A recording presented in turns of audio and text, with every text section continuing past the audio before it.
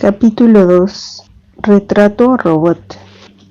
Te escogerá de entre la multitud, te desarmará con sus palabras y te controlará con su presencia. A ti te encantarán su ingenio y sus planes. Te lo hará pasar muy bien, pero piensa, después te pasará factura. Te sonreirá y te engañará y luego te atemorizará con su mirada. Y cuando haya acabado contigo, y ten por seguro que lo hará, te abandonará llevándose consigo tu inocencia y tu orgullo. Te dejará más triste, pero no más sabio. Y durante mucho tiempo te preguntarás qué pasó y qué hiciste mal. Y después, si otra persona así llama a tu puerta, abrirás. De un escrito firmado por un psicópata en la cárcel. La cuestión sigue siendo la misma. ¿Alice está loca o sencillamente es mala? Esta cuestión ha preocupado a lo largo del tiempo no solo a los psicólogos y a los psiquiatras, sino también a los filósofos y a los teólogos. Formulada formalmente, ¿está el psicópata mentalmente enfermo o es simplemente un transgresor que se da perfecta cuenta de lo que hace? Esta pregunta no solo es importante por su contenido literal, sino también tiene una implicación práctica enorme. El tratamiento o control del psicópata ha de recaer en los profesionales de salud o en el sistema penitenciario.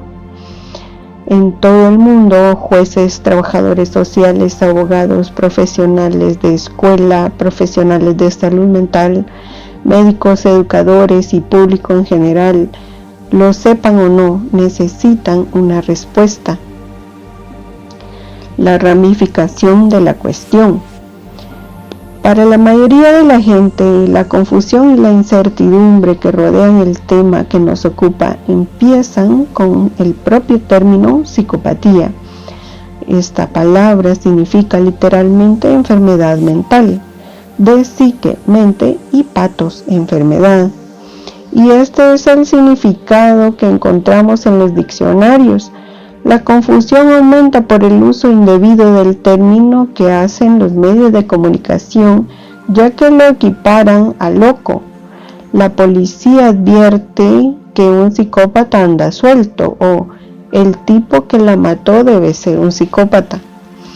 La mayoría de los investigadores o clínicos usan esta acepción muy bien delimitada del término, distinta de las enumeradas anteriormente. Saben que la psicopatía no debe entenderse como el resto de las enfermedades mentales. Los psicópatas no están desorientados ni viven en otro mundo. Tampoco experimentan alucinaciones o delirios o el intenso malestar que caracteriza a la mayoría de los trastornos mentales.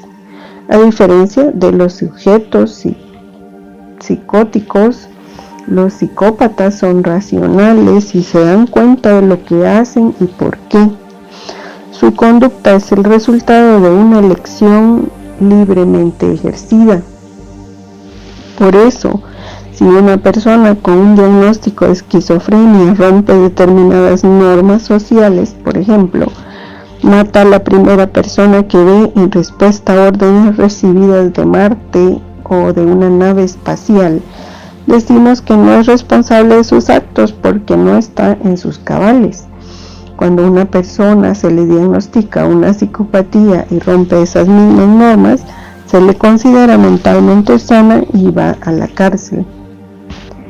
Aún así, casi todo el mundo suele opinar que ciertos crímenes brutales, especialmente la tortura y el asesinato, son cosa de dementes, como le ilustra la frase: se tiene que estar loco para hacer eso. Quizás sea cierto desde cierto punto de vista, pero no desde el enfoque psiquiátrico o legal. Como dije antes, algunos asesinos en serie están locos. Por ejemplo, piénsense en Edmund Gane, cuyos terribles y extraños crímenes sirvieron de base para personajes de libros y películas como Psicosis, La Matanza de Texas, El Silencio de los Corderos. Gane mataba, mutilaba y a veces se comía a sus víctimas y fabricaba grotescos objetos, lámparas, ropas, máscaras con su piel y otras partes de sus cuerpos. Durante su juicio, los psiquiatras de la defensa y de la acusación estuvieron de acuerdo en que era psicótico. El diagnóstico psiquiátrico fue de esquizofrenia crónica y el juez lo envió a un hospital especial para criminales perturbados. No obstante, la mayoría de los asesinos en serie no son como Gane. Puede que torturen, maten y mutilen a sus víctimas, una conducta increíble que pone a prueba nuestra concepción de la palabra cordura, pero en la mayoría de los casos no hay evidencia de que estén trastornados, mentalmente confusos o que sean psicóticos. Muchos de estos asesinos, como Ted Bundy, John Wayne Gacy, Henry Lee Lucas, por nombrar algunos, han sido diagnosticados como psicópatas, lo que significa que están mentalmente sanos según los cánones psiquiátricos y legales actuales. Todos ellos fueron enviados a prisión y en algunos casos ejecutados.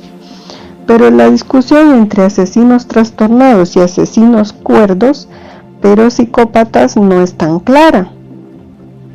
Tal diferencia es el resultado de un debate de siglos de duración que a veces ha rayado en lo metafísico. La terminología sobre el tema. Muchos investigadores, clínicos y escritores usan indistintamente los términos psicópata y sociópata. Por ejemplo, en su libro El Silencio de los Corderos, Thomas Harris describe a Hannibal Lecter como un sociópata puro. Thomas Harris describe a Hannibal Lecter como un sociópata puro, pero el guionista de la película prefiere llamarlo psicópata puro. A veces se usa el término sociópata porque es menos probable que se confunda con psicoticismo o locura que la palabra que usamos nosotros, psicopatía. En su libro, es una lástima que el psiquiatra no usase en su informe el término sociópata en vez de psicópata, porque este último provoca cierta confusión. Creo que todo el mundo que tuvo algo que ver con el caso confundió la palabra psicópata con psicótico. En muchos casos, la elección del término refleja una visión profesional de los orígenes y determinantes del síndrome o trastorno clínico. Por consiguiente, algunos clínicos e investigadores, así como la mayoría de sociólogos y criminólogos, creen que el síndrome está forjado por entero de factores sociales o experiencias infantiles, prefieren el término sociópata, mientras que aquellos, incluido el autor, que entiende que también contribuyen elementos biológicos, psicológicos y genéticos, usan el término psicopatía. Un mismo individuo, por tanto, podría ser diagnosticado de sociópata por un experto y de psicópata por otro. Veamos el siguiente diálogo entre un delincuente y uno de mis estudiantes de posgrado. ¿Obtuvo alguna información de la psiquiatra de la cárcel que le evaluó? D. Me dijo que era no sociópata, sino psicópata. ¡Qué gracia!, dijo. no me preocupase mucho porque hay muchos médicos y abogados psicópatas ejerciendo libremente por ahí. Yo le dije, ya entiendo. Le voy a hacer una pregunta. Si estuviese en un avión secuestrado, ¿preferiría estar sentada a mi lado o al lado de un sociópata o neurótico que se caga en los pantalones y hace que los maten a todos? La psiquiatra de poco se cae de culo. Yo, si me tienen que diagnosticar, prefiero ser un psicópata que un sociópata. ¿No es lo mismo? No es lo mismo. Mira, un sociópata se comporta mal porque le han criado así. Quizá tiene algo en contra de la sociedad. Yo no tengo nada en contra. No guardo ninguna hostilidad. Yo soy como soy. Sí creo que soy un psicópata. Otro término que se supone que tiene el mismo significado que psicópata o sociópata es el de trastorno de personalidad antisocial, descrito en la tercera edición del Manual de Diagnóstico y Estadístico de Trastornos Mentales, DSM-3, 1980, de la American Psychiatric Association, y su revisión DSM-3-R 1987, la Biblia del diagnóstico de las enfermedades mentales. El criterio diagnóstico del trastorno de personalidad antisocial consiste fundamentalmente en una larga lista de conductas antisociales o delictivas. La primera vez que apareció esta lista, el clínico medio no podía evaluar rasgos de personalidad como la empatía, el egocentrismo, la culpabilidad, etc. El diagnóstico, por tanto, estaba basado en lo que los clínicos podían evaluar sin dificultad, esto es, conductas objetivamente desviadas. Esta pluralidad de términos ha generado bastante confusión durante la pasada década. Muchos clínicos han asumido por error que trastorno de personalidad antisocial y psicopatía son sinónimos, tal y como figura en el DSM-3 y el DSM-3-R y también en el DSM-4 1994. El trastorno de personalidad antisocial se refiere fundamentalmente a un grupo de conductas delictivas antisociales. La mayoría de los criminales cumplen los criterios para tal diagnóstico. Psicopatía, en cambio, se define por un conjunto de rasgos de personalidad y conductas socialmente desviadas. La mayoría de los criminales no son psicópatas y muchos de los sujetos que consiguen vivir al margen de la ley evitando la cárcel sí lo son.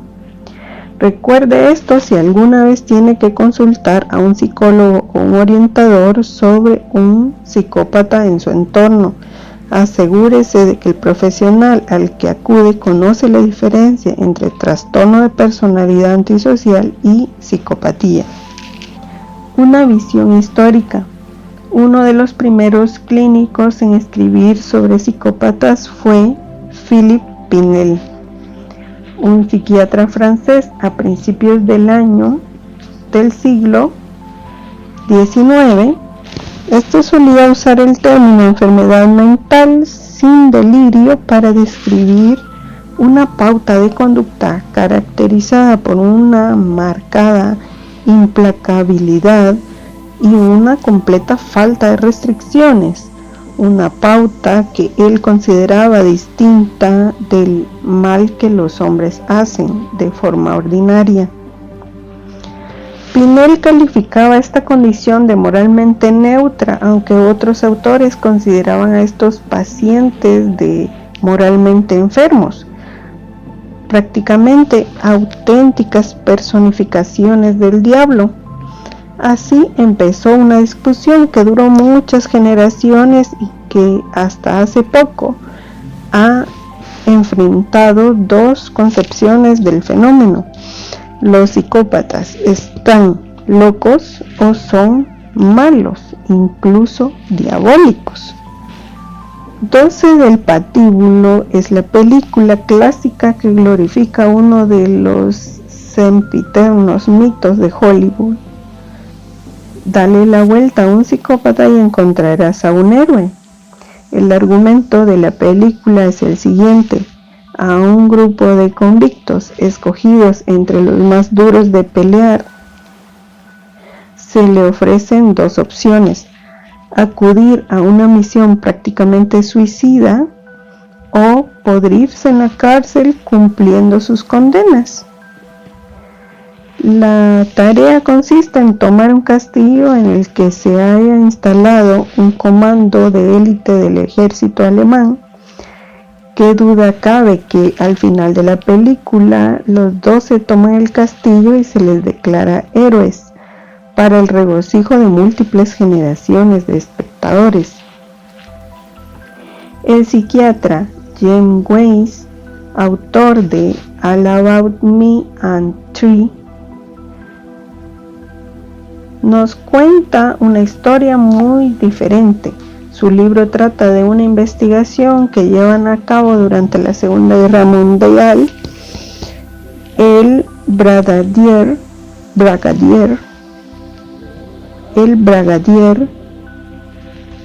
general Elliot D. Cook y su asistente el coronel Ralph Bing.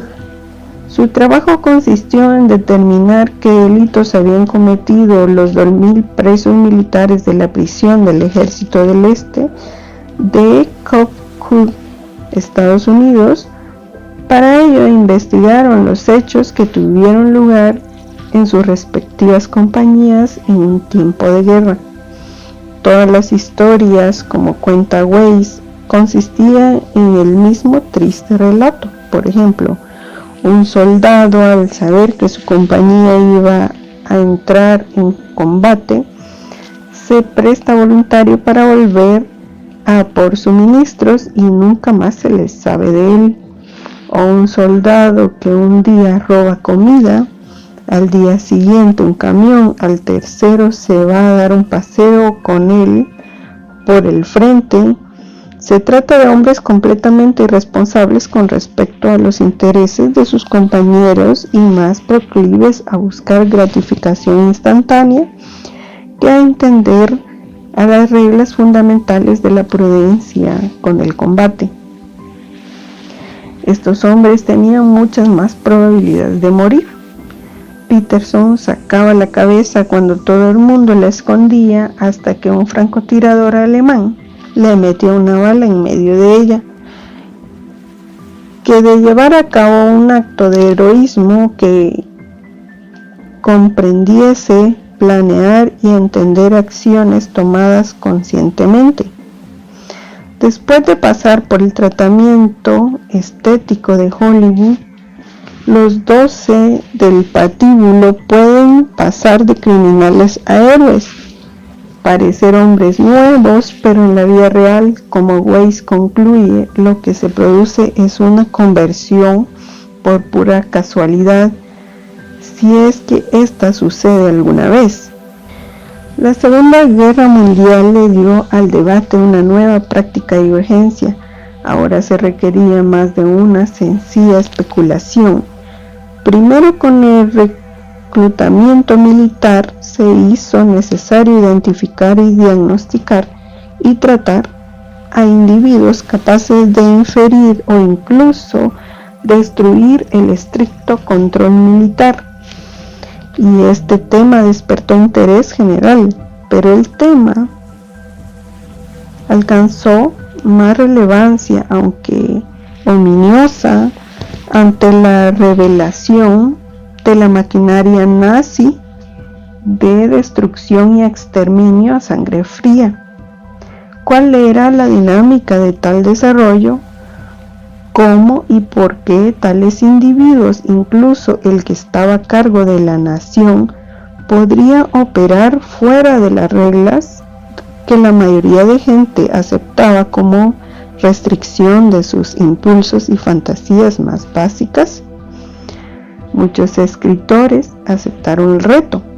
En su famoso libro The Mask of Sanity, publicado por primera vez en 1941, llamaba la atención sobre lo que él veía como un funesto problema social, aunque ampliamente ignorado. Escribió con dramático detalle sobre sus pacientes y le dio un gran público la primera exposición detallada de la psicopatía. Por ejemplo, en su libro incluía notas sobre Gregory, un joven con un expediente delictivo larguísimo que no pudo matar a su madre porque no le funcionó el arma en el momento crucial. Sería imposible describir adecuadamente la carrera de este joven sin escribir cientos de páginas. Sus actos antisociales, de la aparente trivialidad de su motivación, si con su incapacidad para aprender de la experiencia para adaptarse y evitar peligros inminentes que cualquiera podría ver, me hacen pensar que es un ejemplo clásico de personalidad psicopática. Creo muy posible que continúe comportándose como lo ha hecho hasta ahora y no conozco ningún tratamiento psiquiátrico que pueda influir en su conducta o ayudarle a adaptarse mejor. Expresiones como sagacidad o agilidad mental habla de modo muy ameno o encanto excepcional. Salpican los textos de Cleckley. Este autor se dio cuenta de que en la cárcel un psicópata puede usar sus considerables habilidades sociales para persuadir a un juez de que debe ir a un hospital psiquiátrico. Una vez en el hospital donde nadie le quiere porque es demasiado molesto, puede aplicar sus habilidades para obtener un permiso. Intercaladas entre sus vivas descripciones clínicas se hallan las propias meditaciones de Cleckley sobre el significado de la conducta psicopática. No está familiarizado con los hechos o datos que definen lo que podríamos llamar valores personales. Tiene una gran incapacidad para entender tales temas. Por ejemplo, le es imposible dedicarle el más mínimo interés a la tragedia o a la alegría humana representada en la literatura o el arte. También permanece indiferente a esas mismas emociones en la vida real, belleza y fealdad, excepto de una manera muy superficial. Bondad, maldad, amor, horror, humor no tienen significado para él, no le motivan. Le falta desafortunadamente la capacidad de ver que los demás se conmueven. Es como si estuviese ciego para ver el color a pesar de la inteligencia y su apariencia humana. Además, todo ello no se le puede explicar porque no hay nada en su órbita de atención que le pueda hacer entender. Puede repetir las palabras y decir que sí, que lo entiende, pero ni siquiera él puede darse cuenta de que en realidad no entiende. El libro The Mask of Sanity tuvo una gran influencia en investigadores de Estados Unidos y Canadá durante la segunda mitad del siglo pasado y se convirtió en el marco de referencia de la mayor parte de investigación científica sobre psicopatía, psicopatología y se llevó a cabo en aquella época. La mayor parte de esta investigación se ha centrado en encontrar lo que mueve o motiva al psicópata. En estos momentos ya tenemos algunas claves para resolver el enigma. En este libro las describimos. Debido a que nuestro conocimiento sobre la devastación que producen los psicópatas en nuestra sociedad va en aumento, la investigación más actual se plantea un nuevo objetivo: el desarrollo de las vías fiables para identificar a los psicópatas y así minimizar el riesgo que plantean a los demás. Esta tarea es de inmensa importancia tanto para los clínicos como para el público en general. Mi papel en esta búsqueda empezó en la década de 1960 en la Facultad de Psicología de la Universidad de British Columbia. Como ya he relatado, mi creciente interés por la psicopatología emergió de una experiencia profesional en la cárcel para convertirse en el trabajo de mi vida, y ahí mismo, en esa cárcel donde trabajé de joven, conseguí iniciar mis tareas de investigación, identificar a los auténticos psicópatas. Un problema de la investigación en las prisiones es que reclusos generalmente sospechan de los extraños, no se fían de ellos, especialmente de los universitarios. En mi primera investigación me ayudó un recluso que estaba en alto de la jerarquía en la cárcel, quien decidió que mi investigación no tendría consecuencias negativas para los participantes y que incluso podría ser de utilidad para entender la conducta criminal. Este recluso, un ladrón de bancos profesional, se convirtió en mi portavoz. Me apoyó delante de los demás y transmitió el mensaje de que él mismo era un participante voluntario. El resultado fue que tuve gran cantidad de voluntarios, tantos que esto generó su propio problema: cómo iba a distinguir entre los psicópatas auténticos de los que fingían serlo. En la década de 1960, los psicólogos y los psiquiatras no se ponían de acuerdo en cuanto a lo que distinguía a un psicópata. El problema de la clasificación era un escollo importante. Estábamos intentando clasificar seres humanos, no manzanas o naranjas. Las características distintivas que nos preocupaban eran fenómenos psicológicos bien escondidos a los ojos de la ciencia. En Florida, una mujer le compró un coche nuevo. En California, otra le compró una caravana. ¿Quién sabe quién le compró algo más? Como describía el artículo del periódico, las proezas de Leslie Gall están resumidas en su nombre. Gall lo dice todo. El dulce estafador, como una de sus víctimas le llamaba, iba de viuda en viuda sacándoles todo lo que necesitaba y más. Ellas le abrían su corazón y sus talonarios.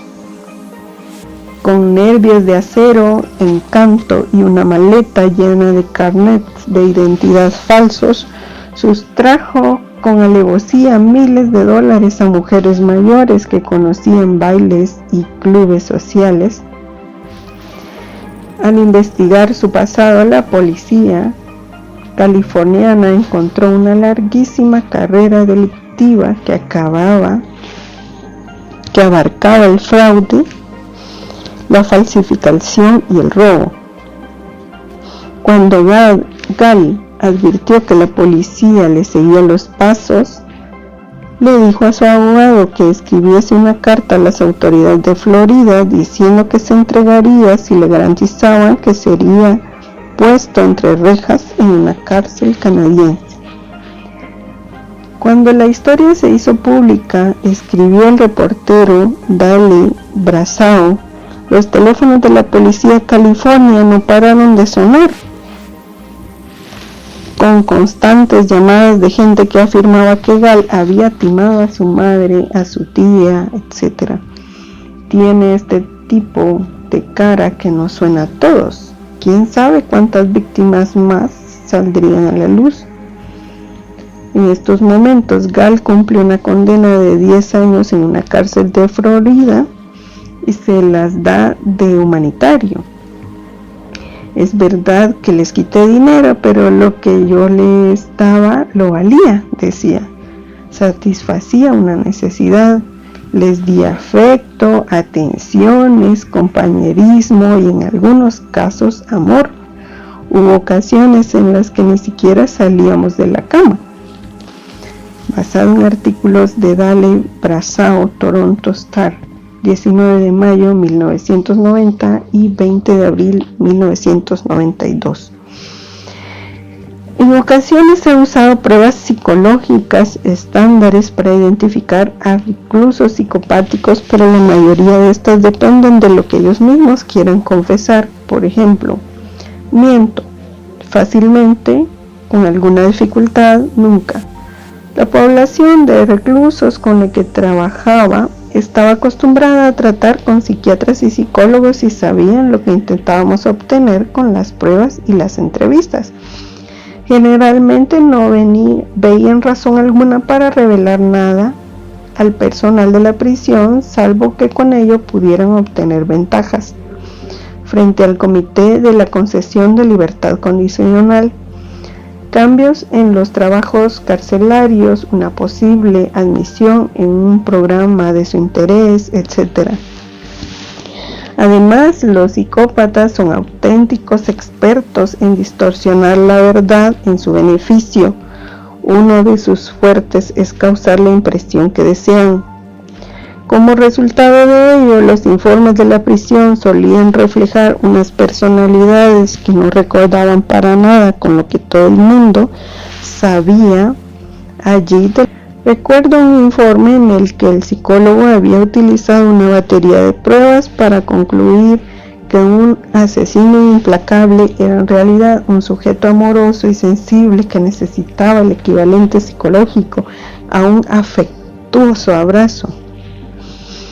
El uso poco crítico de las pruebas de personalidad provocó, y todavía lo hace, que la bibliografía existente sobre la psicopatía tenga en la actualidad muy poco que ver con la realidad.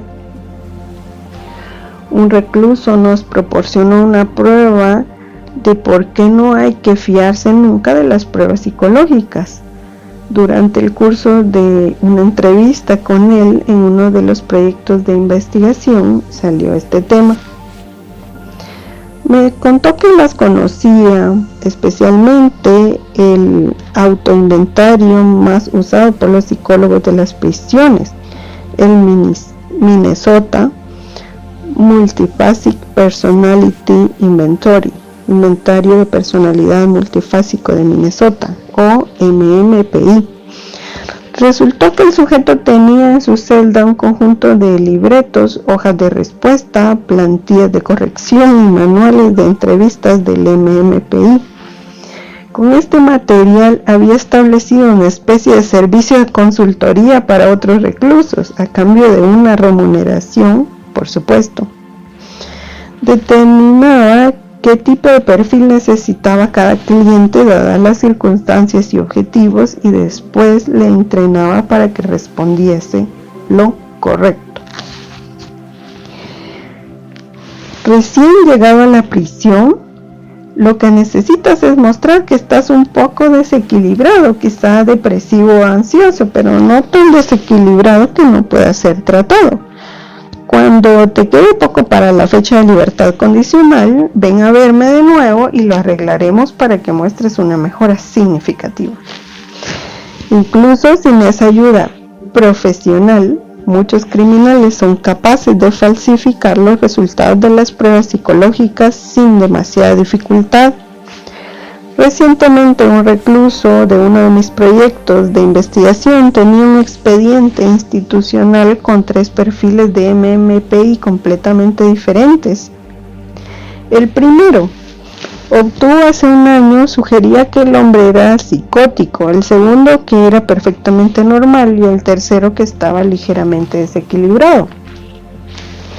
Durante nuestra entrevista me dijo que pensaba que los psicólogos y psiquiatras son cabezas huecas que se creen todo lo que se les cuenta, me confesó que la primera vez que falsificó una prueba consiguió un traslado de unidad psiquiátrica de la cárcel, donde pensó que las cosas iban a ser más fáciles. Al constatar que la unidad no era de su agrado, demasiados telegüeros mariquitas, consiguió que le pasasen otro MMPI, esta vez con un resultado normal, y fue trasladado al bloque principal. Poco después decidió hacerse pasar por un depresivo y ansioso y produjo un nuevo MMPI que reflejaba tales trastornos, por lo que le recetaron Valium que vendía a los reclusos. La ironía aquí es que el psicólogo de la cárcel se tomó en serio cada uno de los 3 perfiles de MMPI. Para él los 3 eran indicativos válidos del tipo y grado de desequilibrio del recluso. Así pues, decidí lidiar con el problema de la clasificación utilizando no solo pruebas que llenaba el propio sujeto. Para conseguir más datos, reuní un equipo de clínicos con experiencia en el trabajo de Beckley. Su tarea consistía en identificar a los psicópatas auténticos de entre voluntarios mediante largas y detalladas entrevistas y el estudio cuidadoso de sus expedientes. A esos evaluadores les proporcioné la lista de características de la psicopatía de Beckley para que la usasen como una guía. Felizmente comprobamos que hubo un gran acuerdo entre los clínicos y pocos desacuerdos que surgieron fueron resueltos con un pequeño debate. De todas formas, los otros investigadores y clínicos no podían saber exactamente cómo hacíamos nuestros diagnósticos. Así que mis estudiantes y yo decidimos pasarnos más de 10 años mejorando y refinando nuestros procedimientos para detectar psicópatas fuera de la población carcelaria. El resultado fue una herramienta de diagnóstico bastante fiable que cualquier clínico e investigador podría usar y que proporcionaba un perfil de un trastorno de personalidad llamado psicopatía. A ese instrumento le pusimos el nombre de Psychopathy Checklist. Por primera vez aparecía un medio de medir y diagnosticar la psicopatía generalmente aceptado y de carácter científico. El Psychopathy Checklist se usa ahora en todo el mundo para ayudar a los clínicos a distinguir con eficacia razonable los auténticos psicópatas de las personas que simplemente se saltan las normas.